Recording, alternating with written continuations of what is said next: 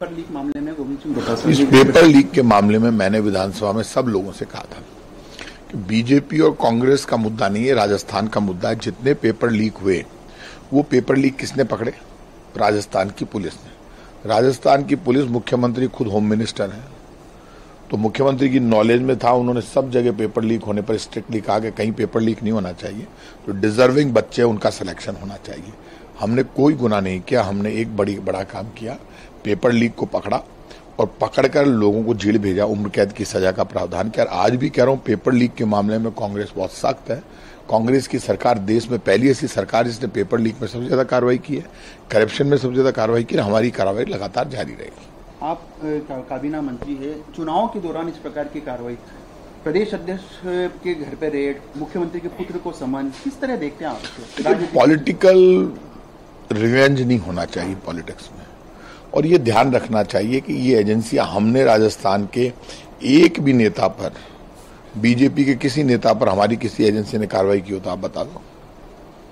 एक भी नेता पर कार्रवाई की हमने? बयानबाजी तक ठीक है, लेकिन हमने कभी पॉलिटिकली मोटिवेटेड होके पॉलिटिकल रंजिश के आधार पर बीजेपी के किसी नेता पर राजस्थान में कार्रवाई नहीं की।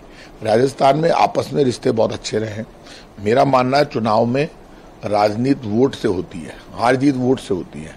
इस तरह की कार्रवाई से बचना चाहिए। जब कांग्रेस नहीं कर रही तो बीजेपी को भी बचना चाहिए।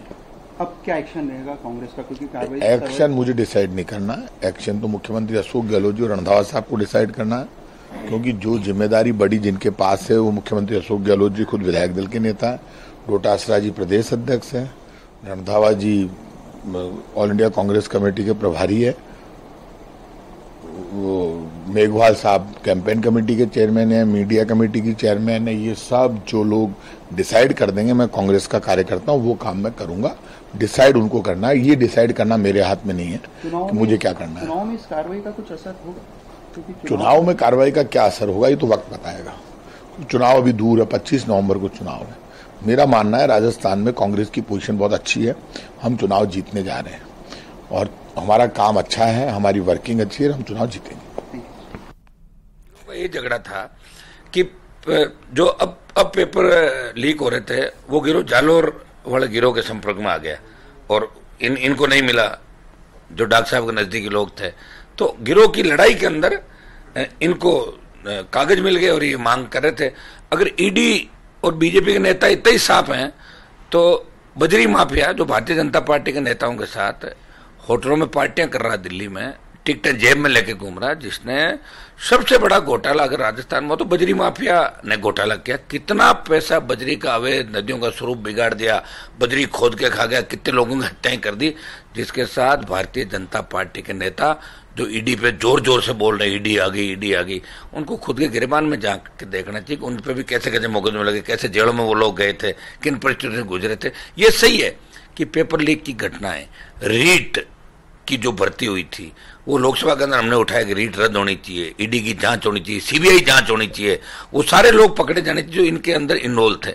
लेकिन चुनाव के वक्त, इन पहले वक्त, मुझे लगता है कि ये समय थोड़ा सा गलत है, ये पहले हो जाना चाहिए। लेकिन इस बात को लेकर कि भाई हमें सरकार कैसे बनानी है, इस ओर इंगित करता है। और सही मायने के अंदर अगर इनका दोष है तो दोषियों के खिलाफ कार्रवाई होनी चाहिए, हमने हमेशा कहा। लेकिन भारतीय जनता पार्टी के लोगों पर कार्रवाई नहीं हो, सिर्फ कांग्रेस के और जो नेता भी बीजेपी के अंदर ऊपर ये मैसेज देके गए, साहब हम सब ठीक कर देंगे, 125 ले आएंगे राजस्थान के, उनके कहने से ईडी जाने लग गई। तो ये तो ईडी का दुरुपयोग है, ईडी सीबीआई का दुरुपयोग लंबे समय से अमित शाह प्रधानमंत्री कर रहे हैं। और इन्होंने जब सरकार गिर रही थी राजस्थान के अंदर, उस समय भी दुरुपयोग किया था, प्रयास भी किए थे। सारी बातें मैं नहीं कहना चाहूंगा, कभी और वक्त मिलेगा तो ये बातें मैं बताऊंगा। लेकिन जैसे ही कोई बीजेपी ज्वाइन करता है तो ईडी और सीबीआई की कार्रवाई बंद हो जाती। ये इनको अपने गिरबान में झांक के देखना चाहिए। पहलवान बेटियां जब तड़प रही थी तब मोदी जी और अमित शाह कहाँ गए थे? उस समय हम लोग थे ना वहां पे। एक शब्द अपने उस बाहुबली सांसद के खिलाफ इन लोगों ने नहीं बोला था। हाँ, कहीं किसानों को, जवानों को डिमोरलाइज करना हो, ये सही है कि पेपर लीक की घटनाएं जो गिरोह राजस्थान में पनपा, उसके अंदर आरपीएससी के ज्यादातर मेंबर भारतीय जनता पार्टी के समय बने थे। अरबों करोड़ों रुपए उन्होंने कमाए, उन्होंने होटलों के उद्घाटन कराए, जिसमें जो बीजेपी के नेता जोर जोर से बोले उनके होटलों के अंदर फीते काट रहे थे, उद्घाटन बैठे। ये मिलाजुली का खेल है, राजस्थान मिलाजुली का खेल है। 25 साल से गहलोत वसुंधरा का जो गठबंधन चला, दूसरे गठबंधन राजस्थान में चले, कांग्रेस बीजेपी का जो खेल चला, इससे राजस्थान बर्बाद हो गया।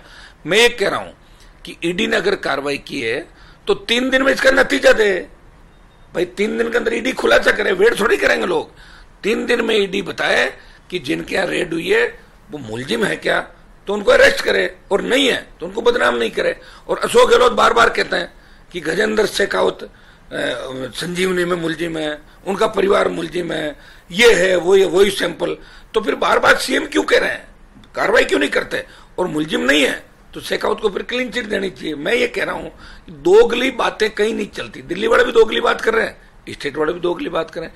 ये एसीबी सीआईडी सीबी का दुरुपयोग कर रहे हैं, वो ईडी सीबीआई का दुरुपयोग कर रहे हैं। राजस्थान का जवान और बच्चा ये चाहता है कि रीट भर्ती के बाद आरपीएससी का जो बंटाधार हुआ, मुख्यमंत्री के नजदीकी लोगों का नाम आए, बीजेपी के नेताओं का नाम आए, और जो ईडी की रेड करा के जोर जोर से भाषण दे रहे हैं बीजेपी के नेता, इनके किन किन में नाम आए, कत्ल से लेके सारी इनके अंदर पहले नाम इनके आरोपी रहे ये लोग।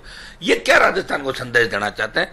मैं चाहता हूं बजरी माफिया जो भारतीय जनता पार्टी का पदाधिकारी है, बीजेपी को चला रहा है, सबसे ज्यादा चंदा दे रहा है, वो तो बीजेपी के बड़े नेताओं के साथ लंच डिनर कर रहा है। तो बजरी माफिया घर पे ईडी कब आएगी? हमने ईडी की जांच की मांग करी ना बजरी के खिलाफ, बड़े आंदोलन हुए, कोई नहीं बोला राजस्थान के अंदर। हम चाहते हैं कि बजरी माफिया के घर पे भी ईडी की कार्रवाई हो, ईडी उसके घर पे धावा बोले, वो कब बोलेगी?